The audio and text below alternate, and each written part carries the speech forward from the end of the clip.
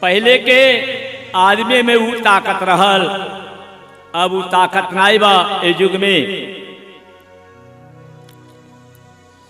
और पहले के मर्द और इतना बलवान रहना, और मकुनी का रोटी और चटनिया मुँह खा के, मकुनी के रोटी या चटनी खात रहना। मकुनी और चटनी वो लोग उनके बड़ी पसंद रखत रहल, अब के नाई खई है। और मकुनी का रोटी अरे खात रहना चटनिया, अरे पार नहीं लगी अब के लइकन से कटनिया, अरे पार नहीं लगी अब के लइकन के कटनिया। हो गए कंपाइन अरे कट जाता खेत हो, आगुन सीख के बबुआ तू धैला विदेश हो। अब तक कंपाइन हो गया कट जाता खेत हो, आगुन सीख के बबुआ तू धैला विदेश हो। अरे मटिया का दहिया अरे 4 दिन का जिंदगानिया, अरे पार नहीं लगी अब के लइकन से कटनिया, पार नहीं लगी अब के लइकन से कटनिया। राति राति भर करे खेतवा में कटनी, आ मकुनी के रोटी मिले मिलत रहल चटनी।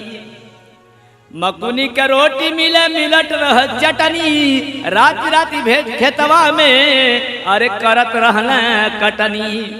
अरे अब के मर्दन की, अब के मर्दन के मौगी रख दिहली नीचे दबा के, नीचे रख दिहली दबा के। बाकी देखिए अरे घर ही में, अरे घर ही में धाम बाट का होई काशी नहा के, घर ही में धाम बाट बोला का होई काशी नहा के। काशी नहा के ए भैया, अरे काशी नहा के घर ही में, तुहरे घर ही में धाम बाट का होई काशी नहा के। अरे माई बाप के सेवा करा, अरे माई बाप के सेवा करा, अरे घर ही तू जाके,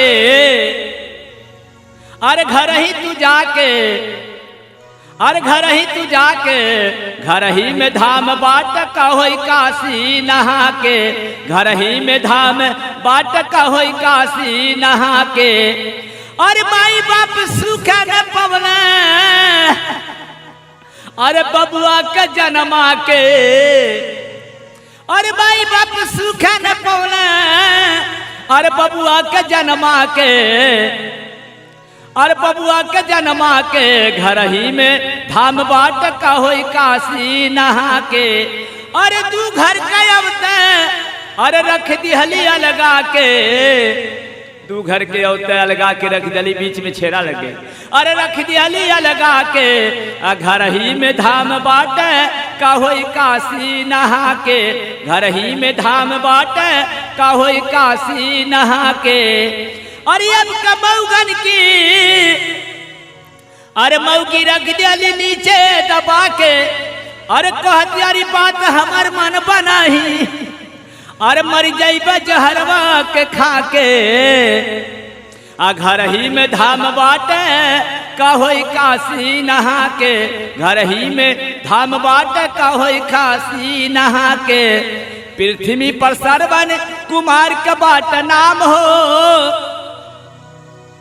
आ घर ही वो कैले रहने देखा बाबू धाम हो। कहला माता पिता को चरणों के नीचे धाम बा।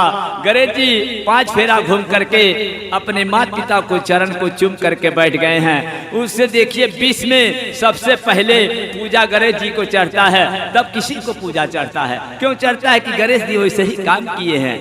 और सरवन कुमार पृथ्वी पर भार बहिना बना के लेके गई ना, अरे माता पिता के, अरे माता पिता के। आ घर ही में धाम बाट का होई काशी नहा के, घर ही में धाम बाट का होई काशी नहा के।